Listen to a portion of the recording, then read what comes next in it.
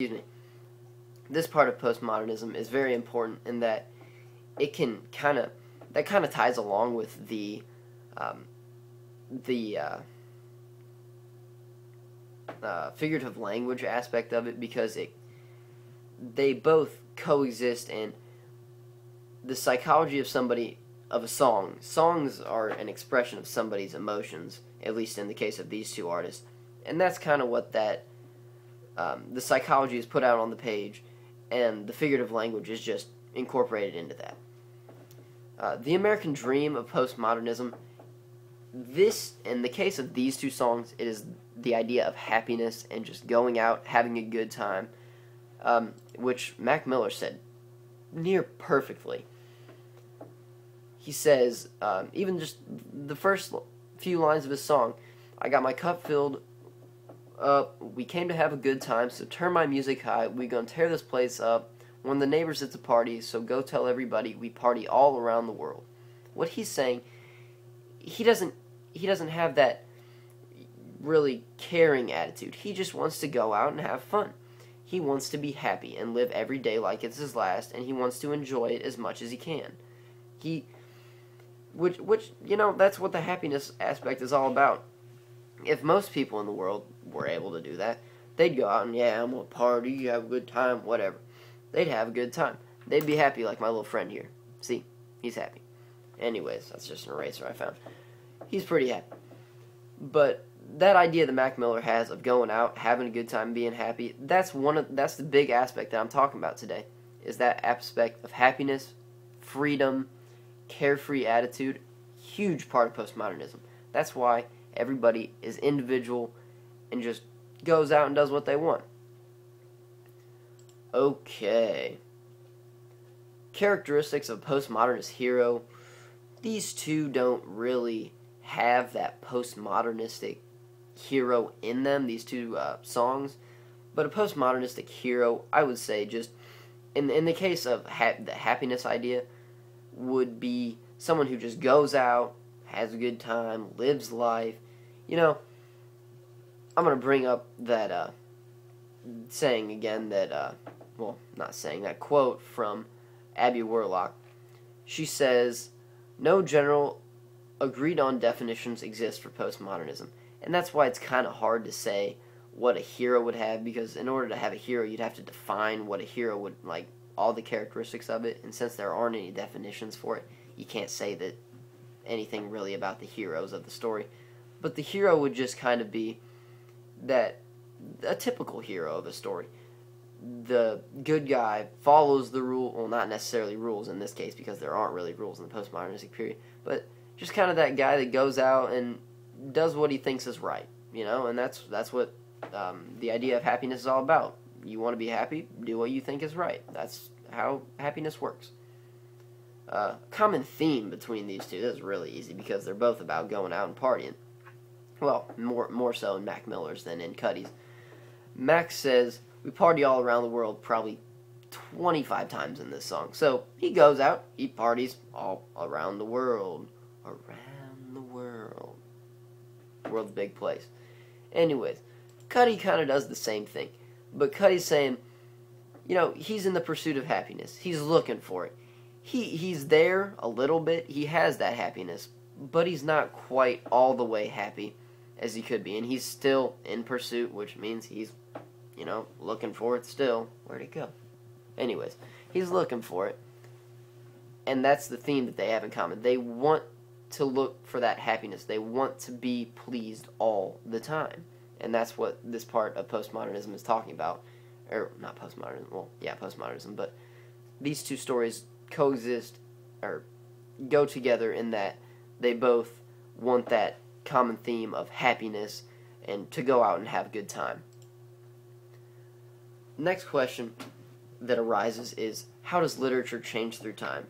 You see, literature is based, not based, but it is formed through society.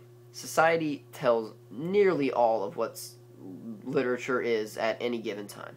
Like, there used to be a period of time called the realism period.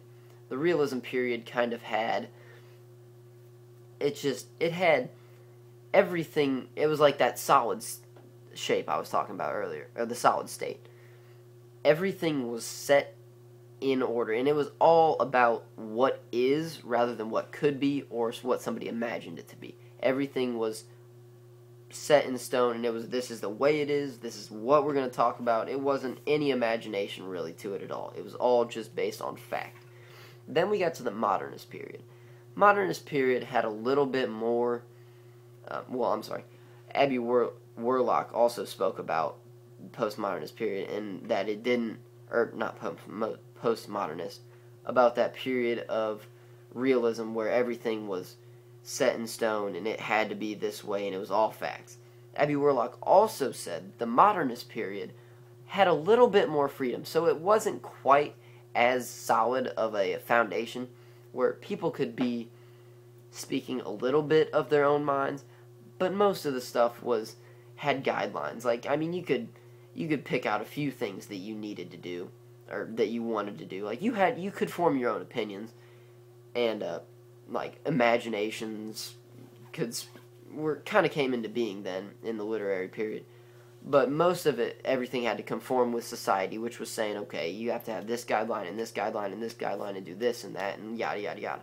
Then it came to the time where people were kind of getting tired of being told what to do. And some genius somewhere broke out and said, I don't think I want to follow the rules like that anymore. I want to be my own individual self. And that's what they did.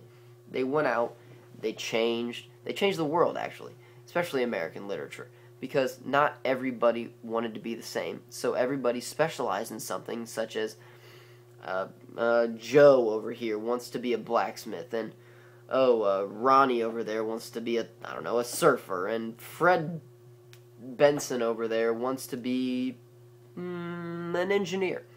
Everybody could be whatever they wanted to be. And that's what society did with literature. Literature was shaped by society in that when some person or group of people decided, I want to be different, I want to change something in the way that literature is written, they went out and did it. That's why everything changed, and people of the postmodernistic era, which is still going on today, people are continuously changing the ideas and writing styles. Like, not everybody's the same, and that's exactly what postmodernism is all about, and how society shapes the different literary periods. Back to the stories for just a little bit, because this has been going on for about 18 or 17 and a half minutes. Just to tie it kind of in, again, both of these stories together have postmodernism written all over them. Obviously, they were written after 1950 and World War II. No, World War II is still going on. It's 2013. Come on. Anyways, both these stories, going out, having fun, having a good time. I'm sorry, they're not stories. They're songs. I'm getting tired. Both of them are songs. People are going out, having a good time. They're unique. They're living. They're spontaneous. There's no guidelines to follow in their writings. You see, I mean, just looking at it again, the stanzas or the verses aren't the same numbers of lines. One verse has 15 lines. The next has 28 lines. There's no set in stone way to write in this time period. It's spontaneous. This is in Mac Miller's song. Then you can go to Kid Cudi's. Look, the same exact thing. The only main difference that there really is between some of these works is what the songs are about. That's also a good part, because everybody in the period of postmodernism is different, and that's exactly what there needed to be.